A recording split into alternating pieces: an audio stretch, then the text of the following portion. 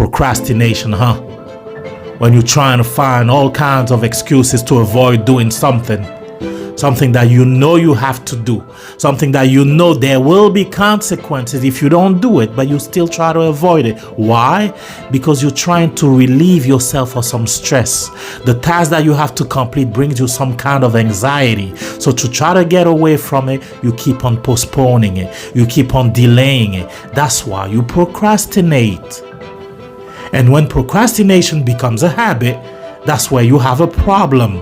You might procrastinate when it comes to one or two tasks, but procrastinating everything in your life, constantly trying to get away from doing the hard work, constantly trying to get away from putting the work in, no, that's a problem. That's when you need to take a good look at yourself and accept that you do have a problem that you need to fix. That's the first thing. So number one, you need to accept that you have a problem. You have a procrastination problem.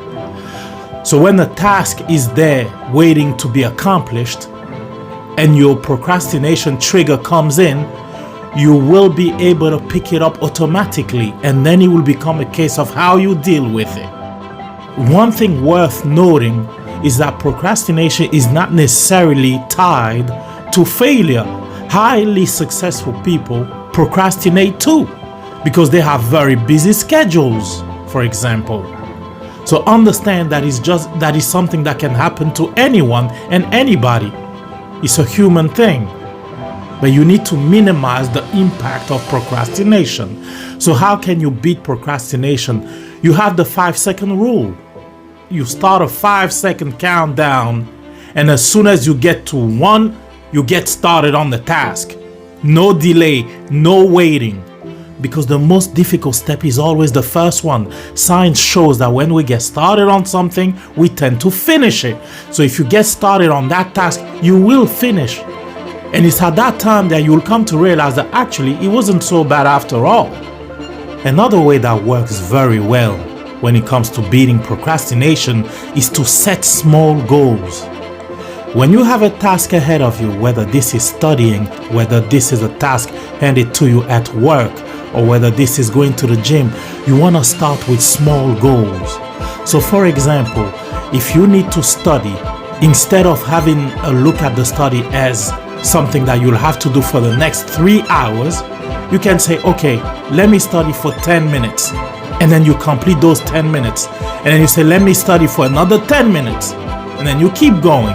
Let me study for another 20 minutes, half an hour, and you build from there. Next thing you know, you've completed 2-3 hours of work, and you haven't had the anxiety that you had initially if you were building up to work for 3 to 4 hours.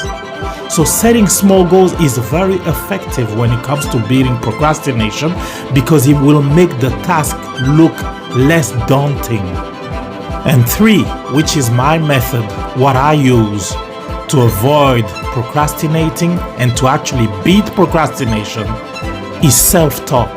I talk to myself a lot. And when I get the procrastination triggers, what I do is I shout a war cry. A war cry is a sound that fighters use to encourage one another in battle. And that's what I do with myself. I shout a massive war cry, and I get to it straight away with no waiting. And I'll start with a small goal. What that does is it gets the ball rolling. And once the ball starts to roll, it's just easier to carry on. You beat that first step.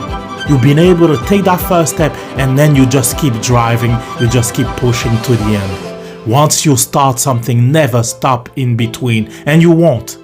Naturally, you will accomplish the task. You will complete it. No doubt about it. So get started and conquer the world. Mentality King, crown me.